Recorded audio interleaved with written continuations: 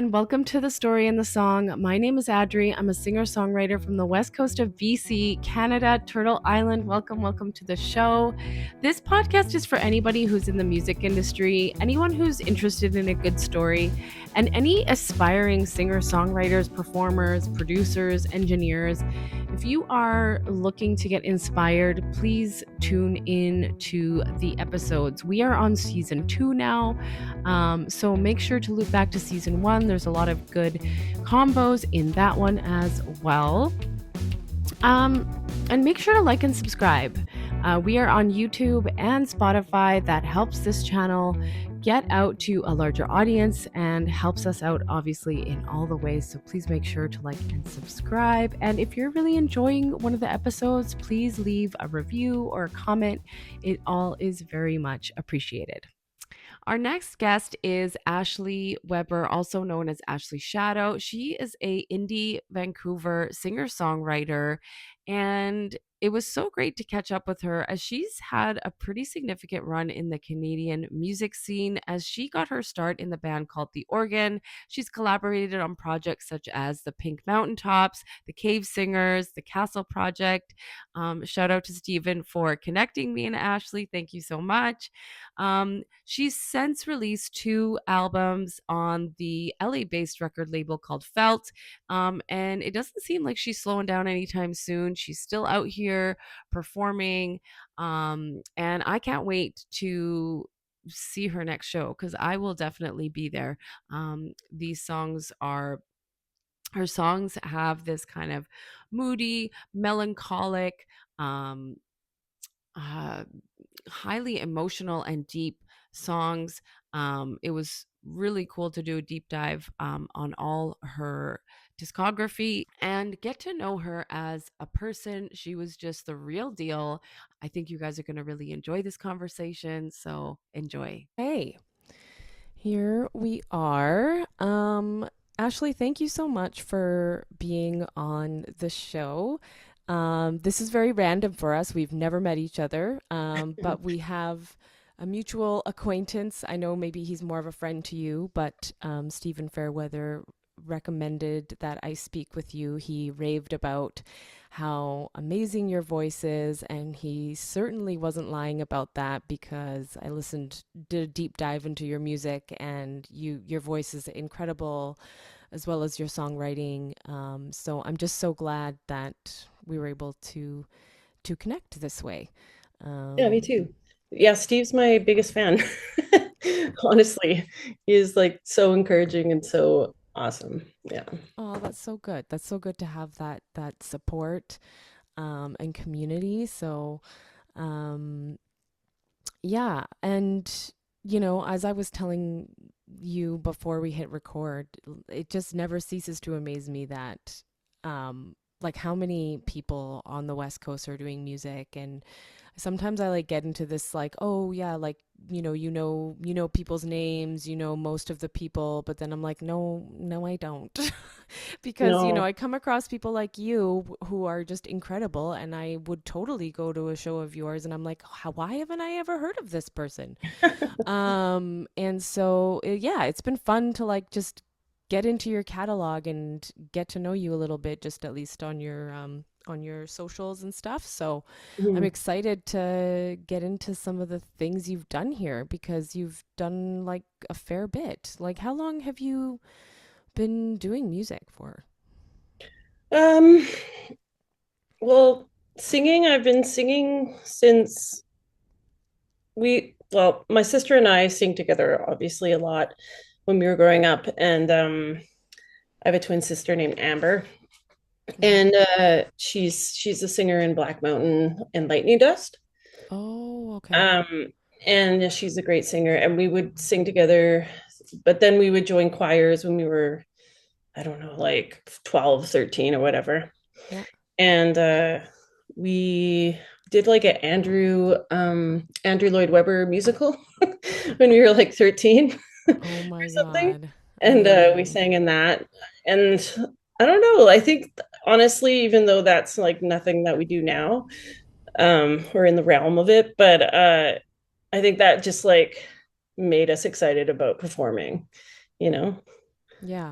It's just being, yeah, just doing that kind of thing. So I think that was really the core of it. But then I started to be in bands around like probably like 1920, and Okay. then quickly joined a band, an all-girl band, and played bass with them for about 5, 6 years, Okay. and didn't sing, didn't write, but just played bass, which I didn't play. But I just kind of like joined this band, I love it. and we like toured everywhere. We were quite busy Really? Well, for, yeah, most, what was it's called the Organ. the organ? Yeah, Okay. so that was like my real introduction into touring and playing with other bands, and recording an album and stuff like that. Okay. And yeah, and then after that, just want so eager to get back into it and playing with Steve McBean and Pink Mountaintops.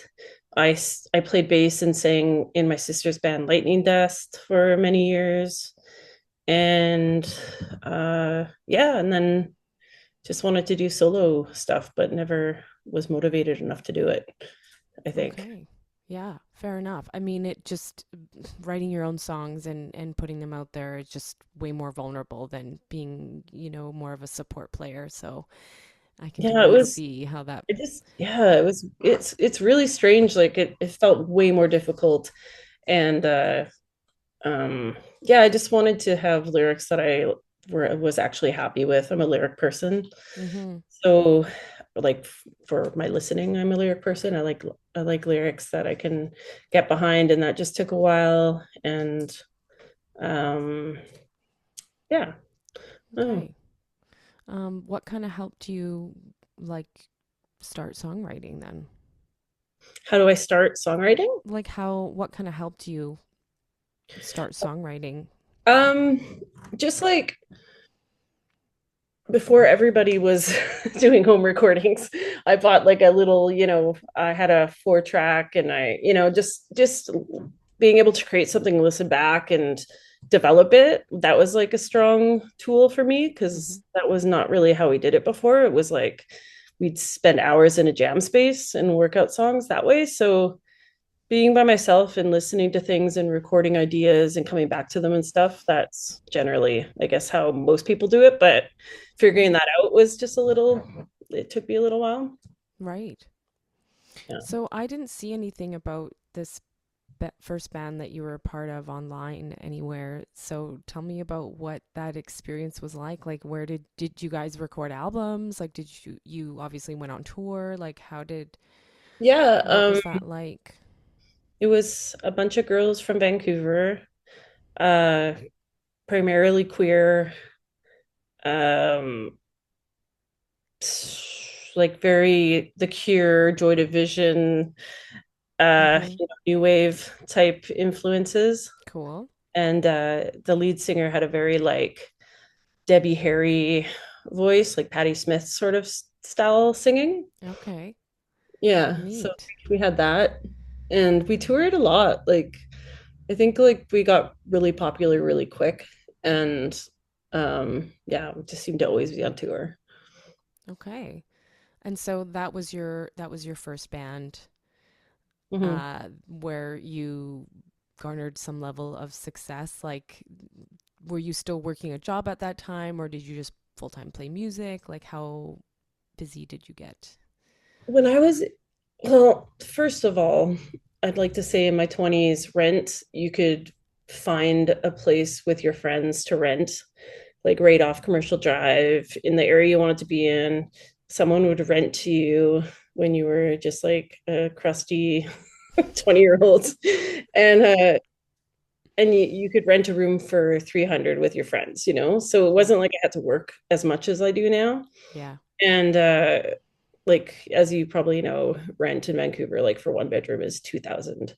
And when something's listed, there's a massive lineup of people that are all applying, and you have to give like credit scores and blah blah blah Yeah. just to get Mm-hmm. houses. So it's I can't like I don't I like go to Green Auto the venue Green Auto and I see all these young kids in amazing bands and I'm like, what the fuck? Let's say that. Yes, you What could is swear. going on? Because like how do these kids have first of all the time to be creative, the jam space to be creative, and like, just I don't know, I'm just like blown away. And then I like think I'm like, are they just all rich kids now? But I'm like, no, it can't be. It can't like that just kills me to think about. So um yeah, it's just that whole yeah. I yeah, doing it back then it was very easy. I worked at a bar in the downtown east side, as I told you earlier, Hmm. and they just let me go on tour and come back and That's work again. amazing. That's awesome. Nice. And so did you guys end up doing some recordings? And where did you Um, release an yeah, album or singles or? I play, I don't know if like I can't remember what I play on. Like I know I play on Grab That Gun, the full length album that the organ put out. Hmm. And I think I play on like an EP or something and some like, some live recordings and stuff that are out there, but I have no idea. Mm, Really. okay. And you said you didn't play bass previous to that. You just like how did that happen? Like you I was know. this just like a bunch of friends and like who can play what Yeah, and I remember exactly where there was this venue called Miss T's, I think it was called Miss T's. And it was downstairs on Hastings Street, and right across from it was like a queer bathhouse. okay. They'd have these shows at Miss T's, but it was like really dingy and it was awesome. Mm-hmm. Mm-hmm.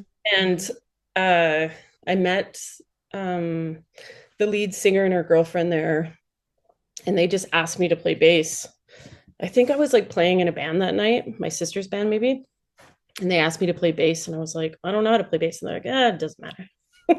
So they gave me their record, or it was like two songs, and said, listen to this and get back to me. So I took it home and I listened to it and I lent it to my friend Chris Frey. He Mm-hmm. was in a bunch of Vancouver bands. Now he lives in Berlin. Um, but he was in a band called Radio Berlin at the time in Vancouver. Mm-hmm. And he took it home and he's like, dude, this band rules. You have to play in it. I don't care what it takes. Like, and then he took me to the music store, and bought me a bass guitar and told me I could pay him back. And I had enough money for an amp, so I bought an amp. And yeah, just started like practicing like I've never practiced anything in my life. Just was like I think it was because I like owed Chris money and I spent so much money on the amp that I was like, I fucking have to do this. So Right. I tried my hardest. Okay, that's so cool. Like, do you still play bass now or? Yeah, I actually just was in Chicago recording some new songs, and with this really good friend of mine, Josh Wells, and I wrote a couple songs on the bass. So it was like Okay. totally different for me. I actually wrote the songs on synth and bass and like a drum machine, just to get my Nice. head out of like singer-songwriter guitar, because I think Yes. like sometimes Mm-hmm. you just like use the same tricks and you're just, Yes. to challenge myself. And it was like there's amazing guitar on the songs that we uh recorded, but it's played by Ryan Beatty, which is one of my favorite guitar players, and he's in Himalayan Bear. Do Okay. you know that? I don't know, but I I did think, see that you've done some collaborations with them. So I'm definitely gonna check them out. yeah, Yeah. he's amazing. And actually I do play guitar on it, but just like rhythm guitar. Okay. It's nothing like fancy. Just Right. to kind of, when we were Mm-hmm. doing the tracks, just to kind of keep it together. Yeah. Nice. Mm. And this trip to Chicago, this was recent or is it because I did see That something. was it, like in mm, April or May last year. Okay. And Yeah. what made you want to go down there? Like what I didn't want to go down there because it's America, and I was like, "Ugh, I don't right. really want to be in America. But it was yeah, it was just starting to like the ice thing was just starting to get a Okay. little weird, but it hadn't hit Chicago quite yet, and I just like was so interested in going to Chicago and seeing Josh's studio there. Right. Because he used to have a studio in Vancouver, but then he moved. So I just wanted to work with Josh and I wanted to do a trip. I think I was probably just ready to do a little trip. Yeah. Hmm. Nice. Um, so Josh has worked on all of your albums, right? Like he's produced all of them? Yeah. Okay, so you guys must have a pretty good workflow. Sounds like maybe a friendship Yeah, as well. he's like basically a family member to me. My twin sister Amber and him were partners for close to 2 decades. So Oh, he's just kind of a family oh, member okay. at this point, and um not really comfortable just like going and doing music with anybody. Right, And right. Josh is so talented. Like if you need drums on something, he drums and he's amazing. He was the drummer in a band called Black Mountain for probably close to like 15 years or something. Okay. And he drums in Destroyer. Do you know that band? Yes. Yes. He's the drummer in Destroyer. He produced the album Ken, uh, Okay. Mm-hmm. Destroyer's album Ken that came out a few years ago, and it's one of the best albums in my personal opinion. Mm-hmm.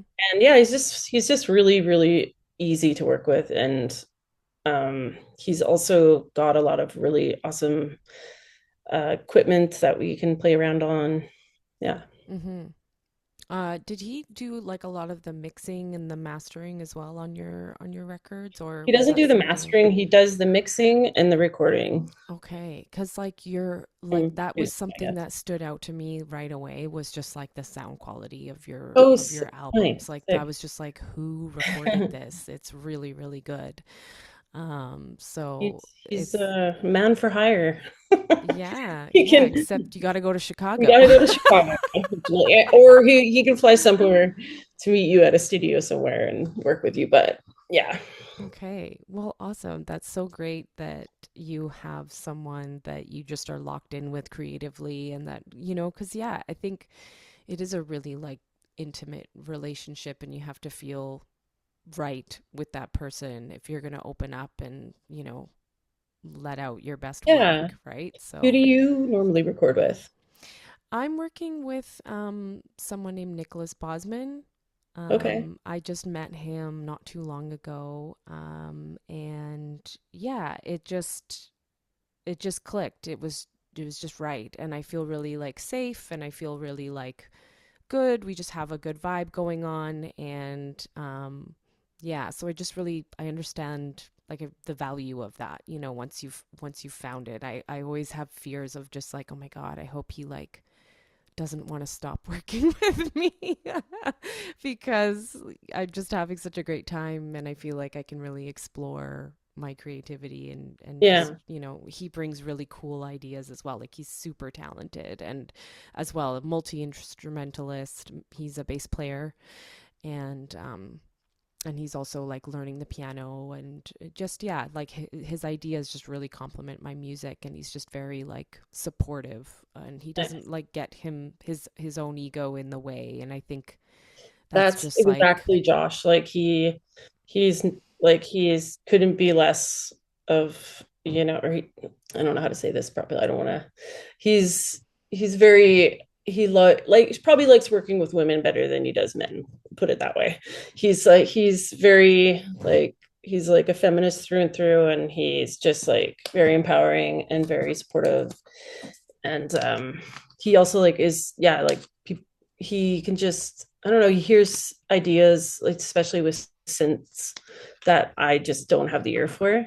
I'm getting better. Yes. Like I can hear Yeah. them, I can hear a little bit now, here and there. Like now, especially after working on these last songs, like and seeing him in action.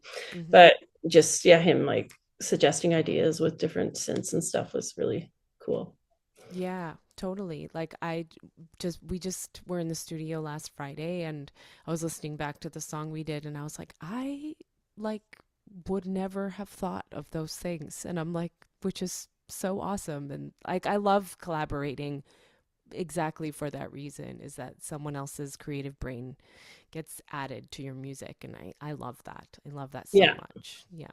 I'm Mhm. definitely not the person who wants to be alone in my bedroom trying to like tinker away at like I tried doing that and I was like I don't want to do that. So I was just so grateful to have met Nicholas in that time where I had was like I don't want to do this alone. This is not fun. So Yeah. I yeah. mean, having the idea is half the battle. If you have a good idea and someone else lays it down for you, it's not much of a difference. I mean, it's just more convenient.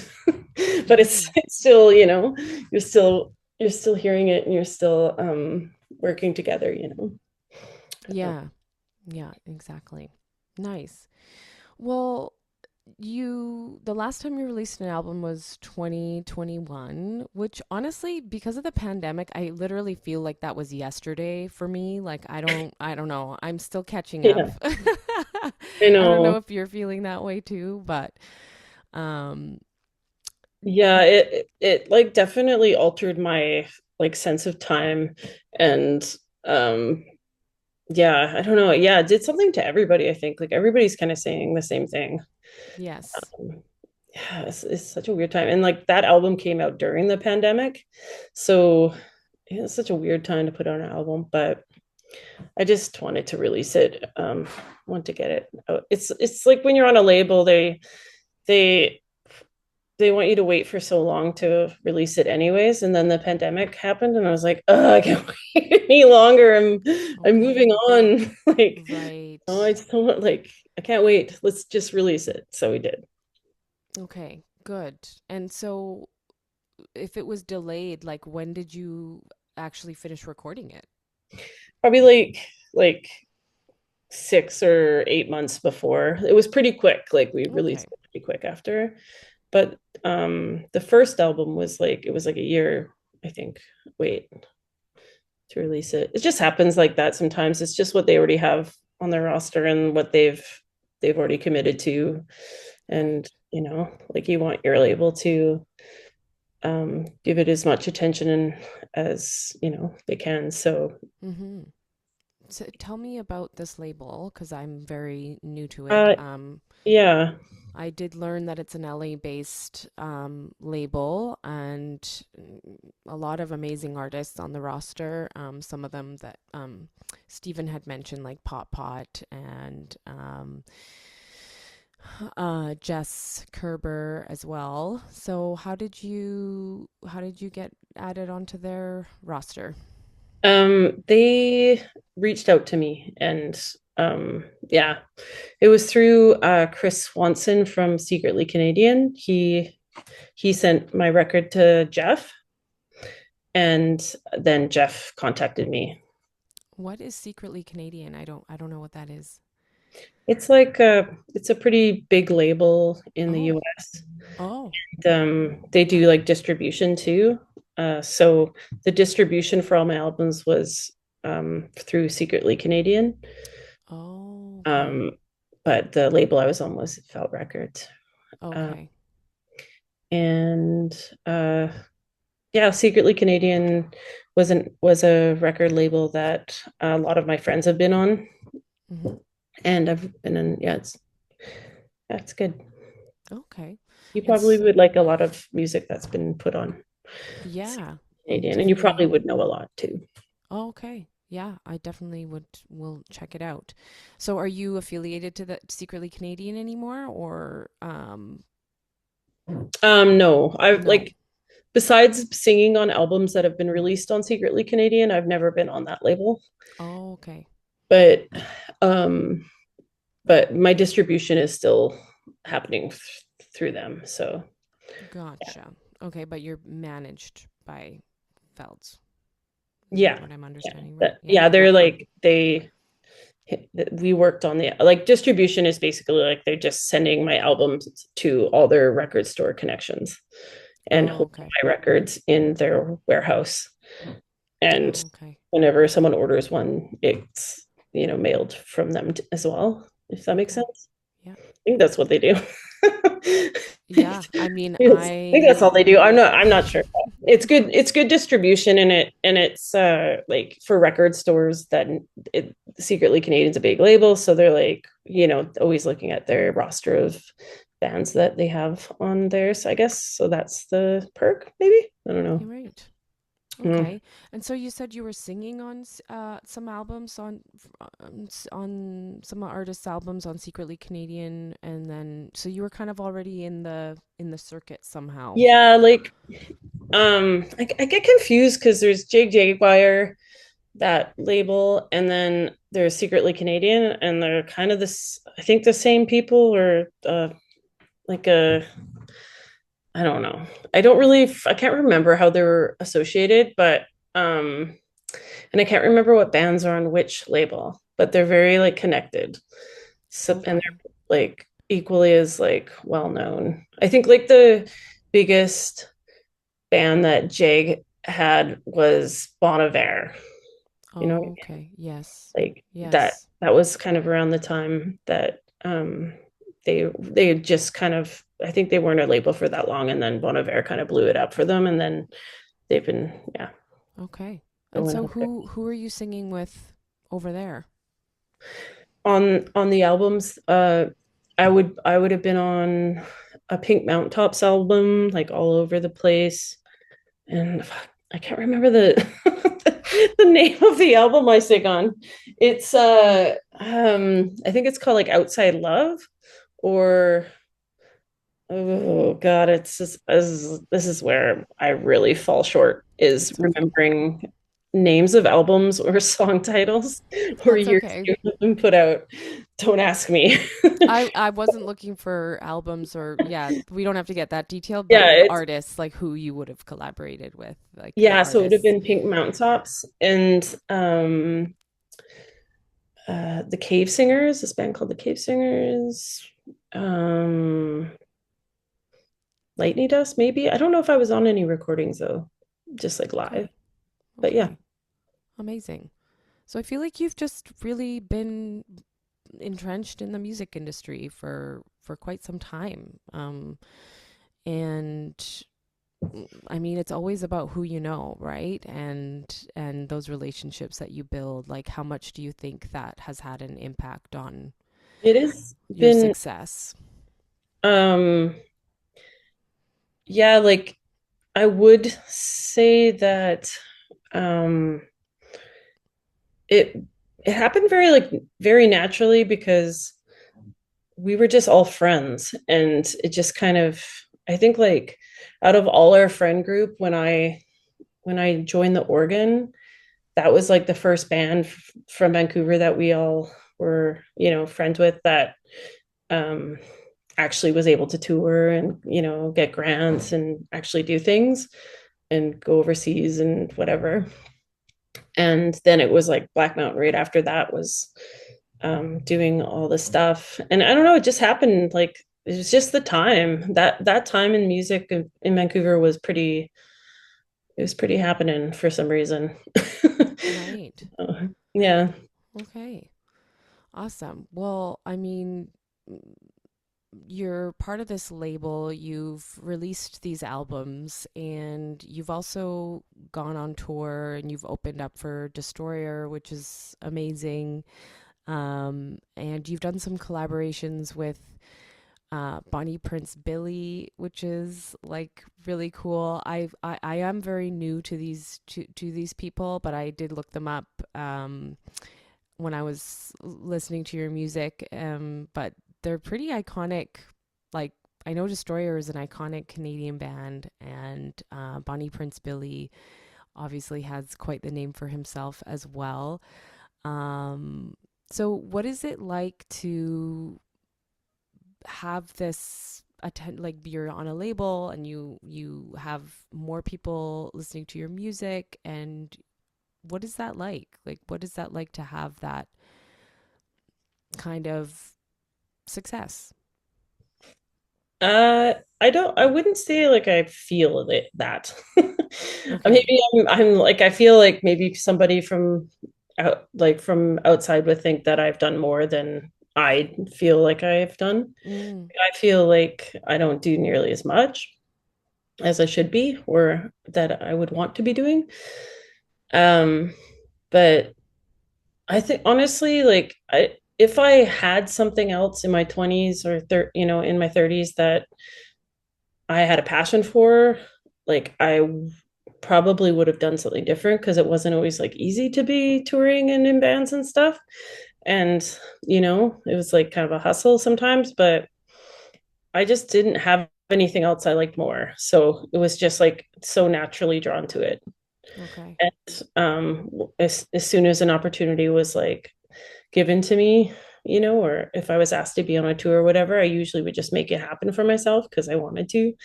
Mm-hmm. But it was, I don't know, just very,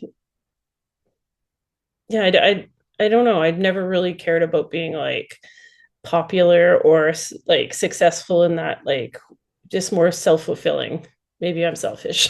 No, no. I It's think just like it's like an itch, you just got to keep on doing it because you're just like not happy without doing with it with it not in your life. I love that. No, I think that's an amazing response. I take so much from that because I think, yeah, we can, so many of us can really adopt the artist identity on so strongly. And yeah, and I think it can get into this like more egotistic, like I am this and I am that, you know? So I feel like your perspective is very like humble and Yeah, and I like really like that. I like that and I you're like helping other musicians and stuff, and they'll ask like, "Oh, how did this happen? How did that happen?" And honestly, I'm like, I don't even know. Like it's friendships and it's just, you know, like just having what they wanted or something. right. I don't know. Yeah, like It's right like place, it's right hard time. to I don't know how to give advice, and also I don't know how to give advice about band stuff anymore at all. Like I don't understand how it works. I don't understand like yeah, it's totally like I don't know. Yeah, no. It's And you know a what? strange time to be a musician. I I'm not really a fan of like advice in the industry anyways because I feel like at the end of the day everybody just chooses their own way. Like that's what I think is really cool about the music industry is you can just like be whatever you want and however you want and um as long as you're authentic and you're fulfilling yourself as you say, um you can do that. Like I think there's no real rules and I think that that's a cool thing, right? Yeah, I like think I that's a want good people thing. to like music that I put out, but I also like if they don't like it, I don't care. If they do, that's great. It's for that, it's out for them if they want it, if they want it. But it's like I don't want to like push it down people's throats and I don't want to modify anything for the appeal of the masses or anything, Right. Yes. and Yeah. like that's just not like maybe in my 20s I would have thought a little bit more about that, although I was like way too interested in staying punk and like emo at the time. Like Yep. my facade was everything. But yeah, I don't know, just want to make music and be happy right I now. love that. That's Yeah. so simple and like have you had any response from your albums that you've released? Like what has been the response and how has that felt for you? Honestly, like I don't know if I go seeking it out. So once in a while I'll have somebody like say, "Oh, I like so and so song," or I like, when Mhm. are you playing next or whatever. But um otherwise I don't know. I don't look for it. So Mhm. and you know, somebody's yeah. I don't mean in the sense of looking for it, just like you put this music out into the world, like did anyone message you on Instagram, or did what has it been like to go to a show? You've obviously done some shows for your album release, and like what was that like to Yeah, what was the audience saying?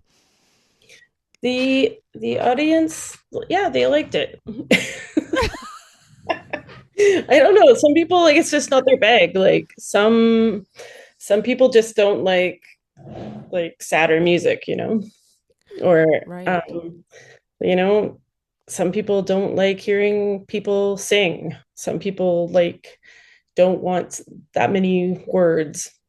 Mm-hmm. Or I don't know, like it's just but generally I think it's been good, yeah. Like opening for Destroyer, that was a really positive experience. Lots of people um, you know, saying nice things to me after, and we sold lots of records, so that's good. It's like a record crowd. People want the Okay. vinyl. Right. And Yeah. and that was in you went to Europe, right? Yeah. Okay. What was that tour like, aside from what you just mentioned? Like, It what was was pretty quick. I mean, that was a pretty short tour, but um it was really fun. Uh we just like jumped on the bus, and the only bunker left, other than in a corner of the bus that I didn't want to sleep, was like a bunker that was like a little bit smaller than the rest. So there was this, I think it was like something about the stairs being like above me. And I have this picture of like me sleeping with like the roof is just like almost touching my nose. And I would just like sleeping on a bus is really hard. Like Pink Mountain Tops, we opened for this band called the Cold War Kids.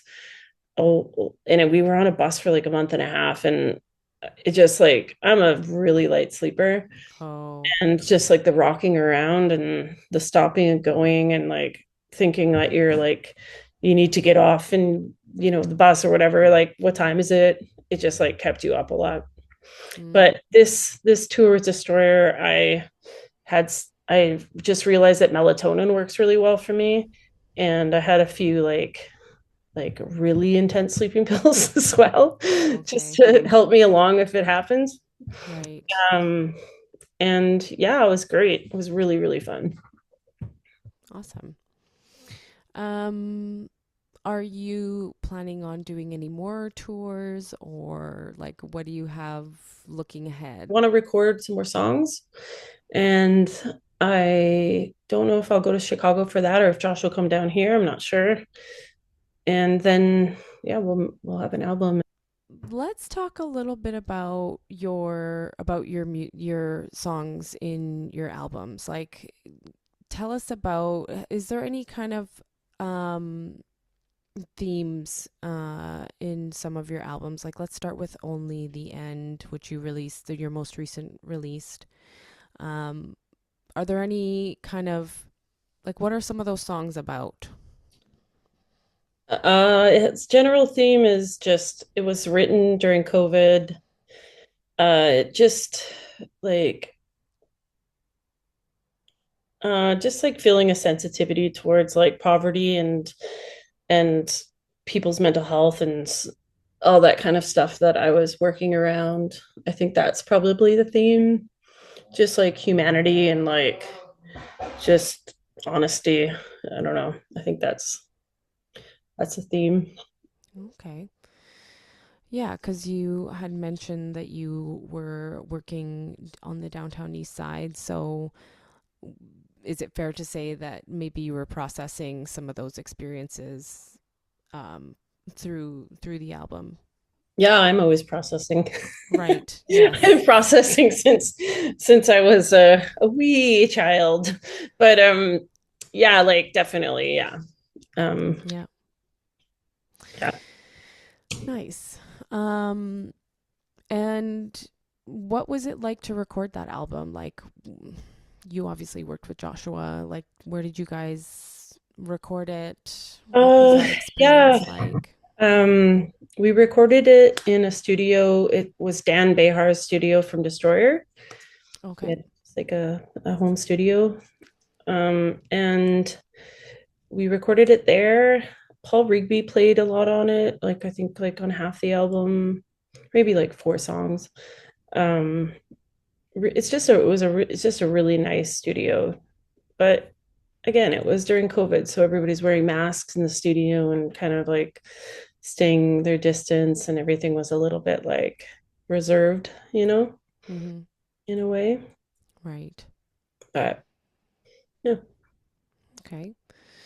And did Joshua play most of the instrumentation? You mentioned Paul Wrigley. Was there anyone else who played on it?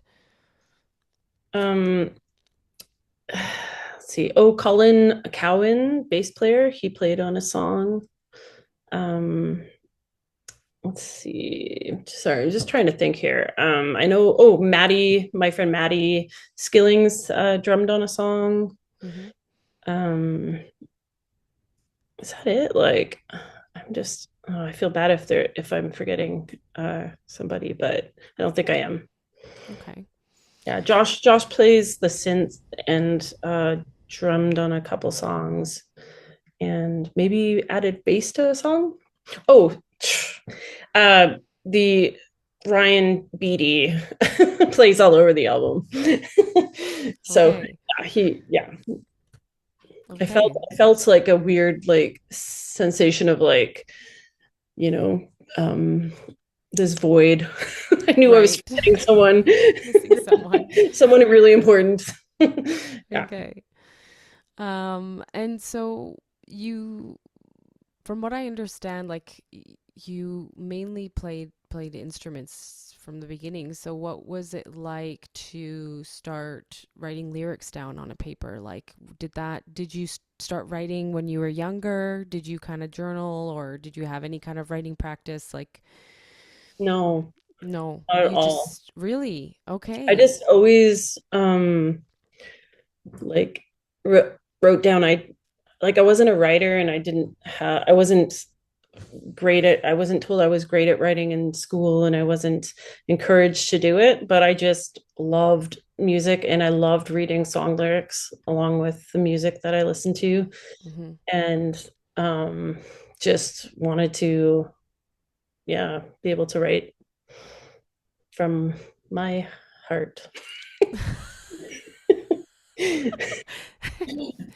Very okay, awesome. Um, It's harder than it's harder than you think. When you try to write something yeah. meaningful and sincere. Yeah, and to be honest, right? And Honest, yeah. and like you say, like I mean, the way you said it was funny, but it's true. Like, you do kind of have to open your heart in order to How write do some you write lyrics. lyrics?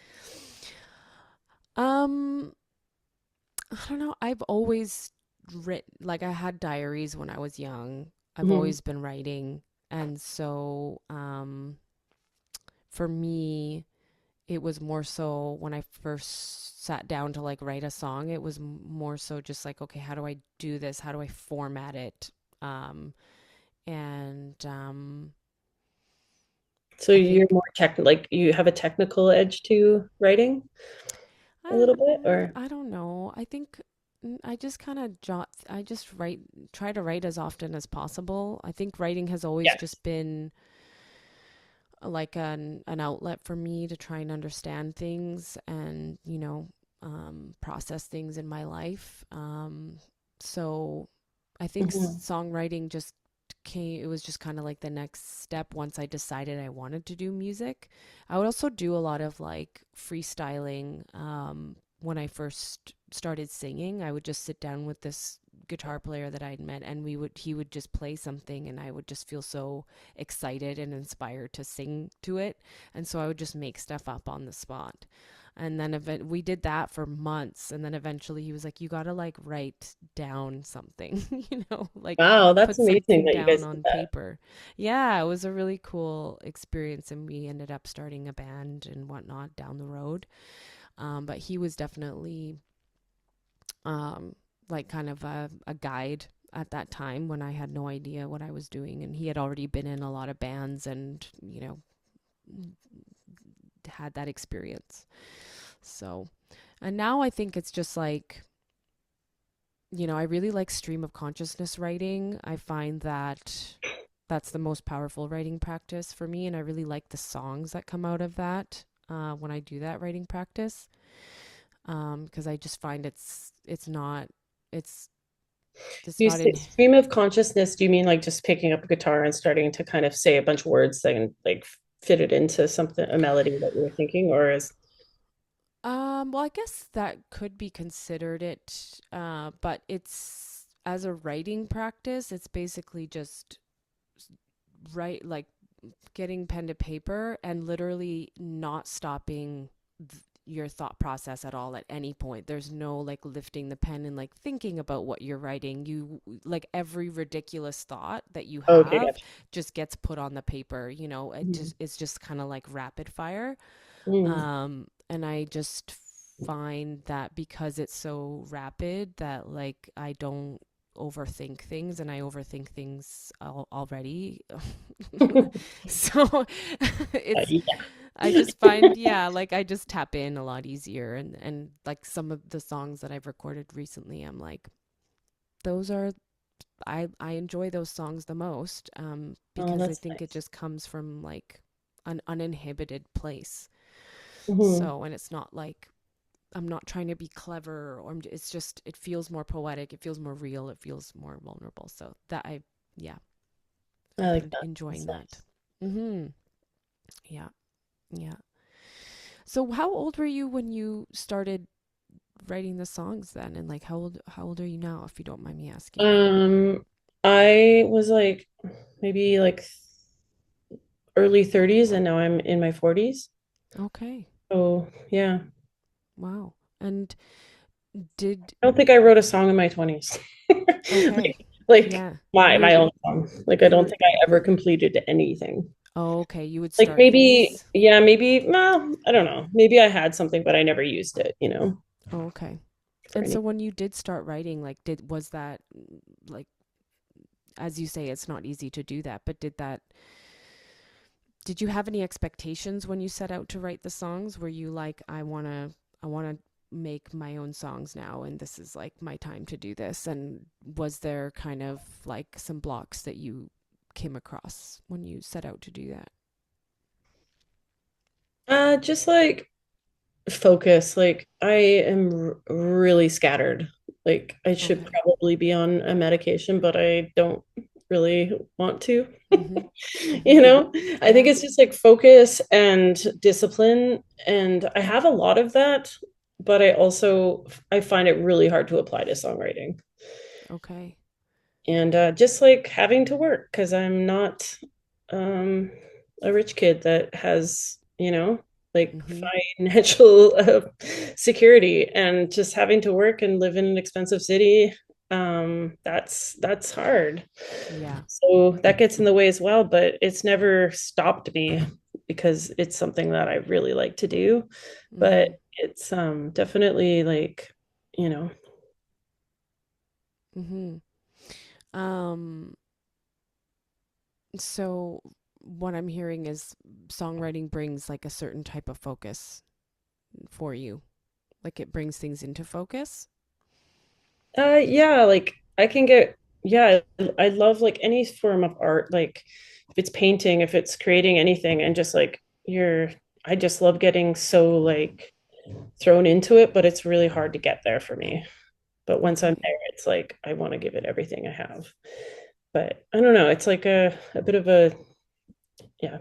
Interesting. It's almost like there's a lot of things that can distract you, but once you finally just set out to do it, you're really deep into it, because that is something that I really noticed about your songs, is like some of the words that I was picking up, like it sounds like really thoughtful and really deep, and just really beautiful and poetic, your lyrics. So um it sounds Sometimes it comes like easy, sometimes I work on us like work on lyrics for a little longer, but mhm. it's just, yeah, it really depends. Like there's no, I don't have the secret. to, you know what I mean? Like, I don't think anybody, any artist has, it's just like sometimes things come easy and sometimes ideas you don't like. Yeah. Yeah. Yeah, and I think it all like ideas generally come pretty spontaneously. And do you just kind of, so how did you just get a pen and paper and just started writing, and it was just that was that when you started to songwrite, or did you use voice memos? Were you Oh God. My phone is like, there's like probably like 500 voice memos. Yeah, It's yeah, just like, I feel that. sometimes it's just like like I'll be in like the heaviest traffic and I'm like, just like I don't even Yes. know what I was thinking or what was even like what is this? Yeah. I had an idea here, but I can't sort of decipher what it, well, Mm-hmm. But other times it's like I have a melody and it's just like, okay, I'm definitely going to use that. Or I have just like a phrase or like, yeah, like just a few words that really like, I don't know, bring inspiration for a song and I'll start Mm-hmm. with that. Or I'll just pick up an instrument. Like I was saying, like I wrote the last few songs on just a synth drum machine and bass because I wanted to like challenge the writing process of getting out of guitar. And yeah, it was really fun. Yeah, it's really it's nice to try new things to evoke different sounds, because I feel you on that. Like I find that I when I sit down on the guitar, I'll choose certain chords all the time, and I get no, I get annoyed by myself. I'm just like, oh, I don't want to do another C And I'm chord, like, oh, I'm like playing the fucking song again. Ugh, yeah, get like off you're my life. just the same chord progression, just in a different order, and Yeah. yeah, this I'm just like the count, yeah, like four count. I'm like, ugh, I can't. Sometimes I just I can't not go there. It's just like, or like a finger picking rhythm that I can't like stop doing. And yeah, so it's definitely good to like space it out a bit. I'm not a very good guitar player. I will fully admit that. hmm I'm not like, um, I don't know how to play guitar that well. I hmm know how to write songs on guitar and I know what chords are. hmm yeah. And I know it. I don't know, but I was like, I see someone like Ryan Beatty pick up a guitar and he's like just making it like sing and do just he's so incredible and yeah, I'd love to hmm get there, but I don't think it's for me. I don't think it's gonna happen. Yeah, fair But enough. I'm the same way. I'm not a very technical guitar player. It's a medium for me to get the song down. Um, that's like totally fine. yeah. I was watching an interview with Sia, like the Yes. songwriter singer Sia, Mm-hmm. and she was talking about her process of. I found this interesting just because of the process part. Mm-hmm. But she was saying that like she'll get melodies in her head and she'll get like words and just from there like she'll work with her piano friend that's like really good on piano and he'll start writing the chord structure and stuff and she doesn't have really anything to do with that writing of chords or knowing what the chords she's singing are and she has like someone doing like the technical for her and she writes these like insane beautiful songs and I think they're quite complex like some of her songs she's released, Yeah. though and I'm not listening to see every day but I Yeah, can appreciate that yeah, a few of her songs for sure are really great. yeah, totally. And I think it's like, at least for me, I know that I put a lot of pressure on myself for stuff already, and so it actually felt really nice to just be like, I don't need to become this killer guitar player. I think I just enjoy writing songs the most, and Mhm. that's okay, because we all have that negative self-talk inside of us that can bring us down, like, oh, I'm not good enough or whatever, and it's Especially women and like a man, the industry and just men like being so weirdly competitive and strange with each other. And um, yeah, it's like if you have a good song and you're a woman, it's like, oh, who played on that? Well, like, and it's like you can see like their gears, um thinking like, uh oh yeah, Ryan must have written that song then if it's that good, or whatever. And like Yeah. that's what I just feel so much. Wow. I feel misogyny in music a lot, and that's unfortunately has discouraged me. Um, developing song, like writing songs and stuff. Like, you do hear that way in the back of your head. You feel that Yeah. years of taking it, right? Yeah, absolutely. I think it's Sorry, I just went on definitely a bit of a. no, no, I think it's a real thing. And I mean, of course, I've experienced it as well in my own ways. That derogatory, we just don't get the same level of respect.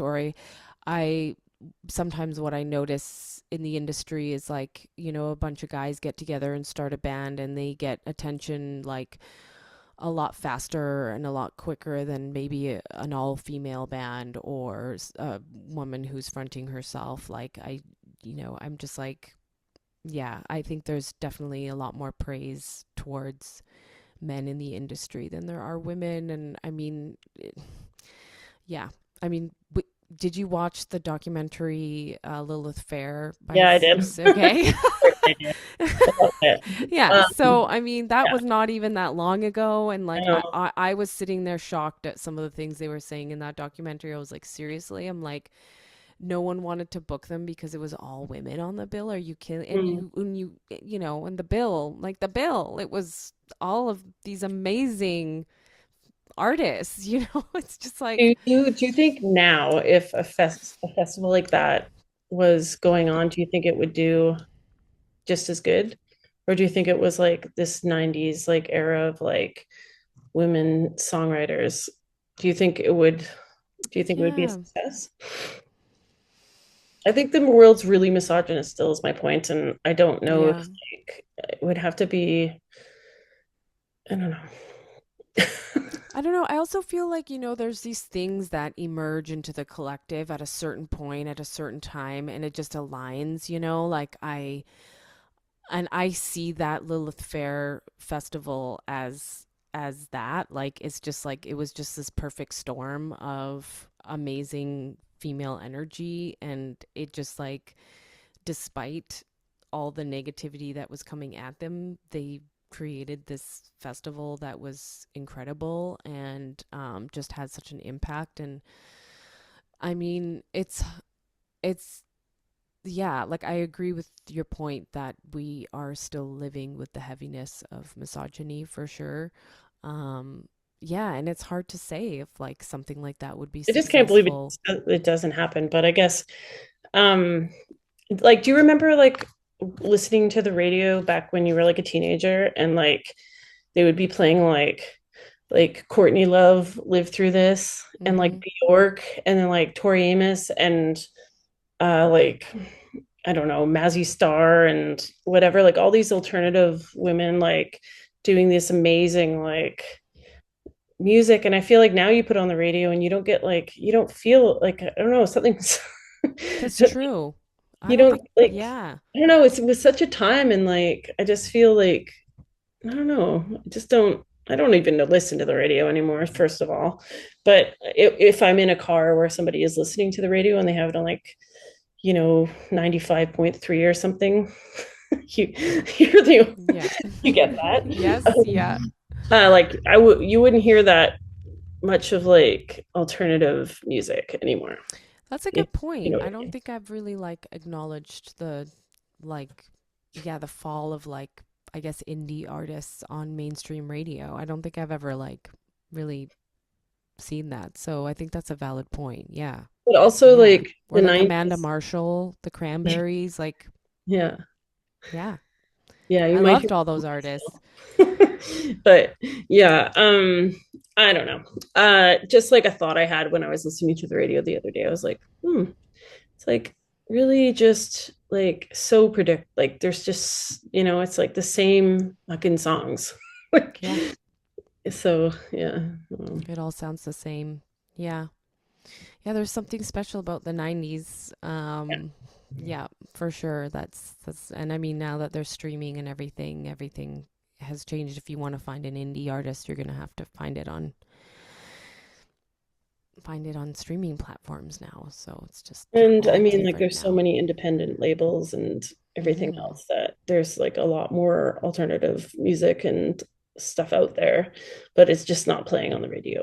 I don't think it's just Mm-hmm. they got their Mm-hmm. little formula and they're going to stick with it. Yeah, exactly. Exactly. And there's a lot of like online radio shows now as well. Yeah, that's So, true. College radio, CITR. Um, yeah, there's so many platforms for that, for finding music. There's no lack of that. no. Yeah. Well, to wrap things up, I hope that the shitty misogyny in the music industry does not hold you back from writing more songs because I would No, like to hear more of your songs. it definitely doesn't, but I just like think it's important to talk about. Absolutely. You Yes. know? Yes. And it's definitely, we're talking a lot more about it right now than I think we ever have. Yeah. So, um, it's out there right now. And, yes, good point. Um, this has been really nice to chat with you and and meet you. It's really hard for me to have conversations about music. Like, it's a real challenge for me. And I feel like my brain's just like just everywhere. No, no, It's been okay. I've enjoyed myself. I think you did great, and it was nice to just get a little peek into your world and kind of where you're at in your artistry, and what you've done. It's really cool to hear like how much you've done, and you're just very like humble perspective on things. I take from that. So yeah, it's just really nice to meet you and catch up with you. Yeah, and I'm And gonna check out your music. I want to hear some of your stuff. yeah, please do. Yeah, thank you. Yeah, this has been a slice. Yeah, awesome. Keep it up, keep writing, and yeah. Thank you.